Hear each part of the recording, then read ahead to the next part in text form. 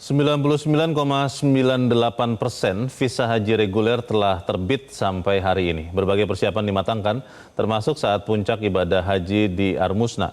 Untuk informasi terkini kita bergabung bersama Putri Lukman dari Mekah, Arab Saudi. Putri, bagaimana penerbitan visa haji reguler sampai saat ini dan bagaimana persiapan puncak ibadah haji di Armusna? Ya, Leo, penerbitan visa haji reguler sampai saat ini seperti rampung, tepatnya sudah mencapai 99,98%. Tadi pernyataan disampaikan langsung oleh Direktur Pelayanan Haji Dalam Negeri Muhammad Zain yang menyatakan bahwa sampai saat ini visa haji reguler hampir selesai.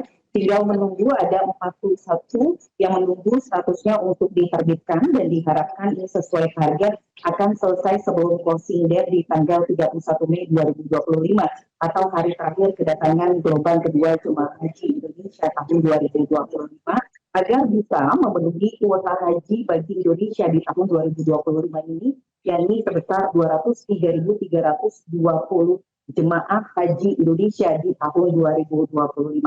Sampai saat ini pergerakan jemaah haji dari Indonesia ke Jeddah lalu ke Mekah masih akan berlangsung. Hari ini dijadwalkan ada 15 kloter yang akan mendarat di Bandara King Abdul Aziz Jeddah, Arab Saudi. Lalu seluruh jemaah yang akan mendarat hari ini akan bergerak ke kota Mekah dan akan melaksanakan langsung umroh wajib. Sementara itu, persiapan untuk pelaksanaan puncak ibadah haji di Armusna terus dimatangkan secara berkala.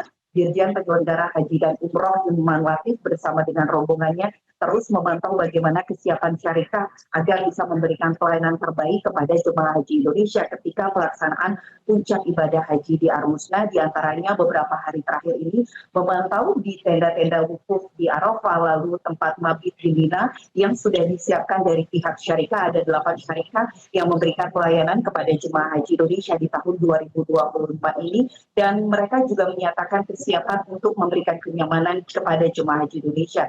Di antaranya tenda-tenda ini sudah disiapkan atau dilengkapi dengan fasilitas tempat tidur, selimut, bantal, pendingin ruangan, kemudian juga kebutuhan cairan atau minuman bagi jemaah haji Indonesia selama melaksanakan puncak ibadah haji di Armusna terus dipersiapkan. Ada juga beberapa hal yang disiapkan, di antaranya adalah mereka membuat tenda-tenda yang unik agar memberikan kenyamanan jemaah haji ketika berada di puncak ibadah haji di Armusna.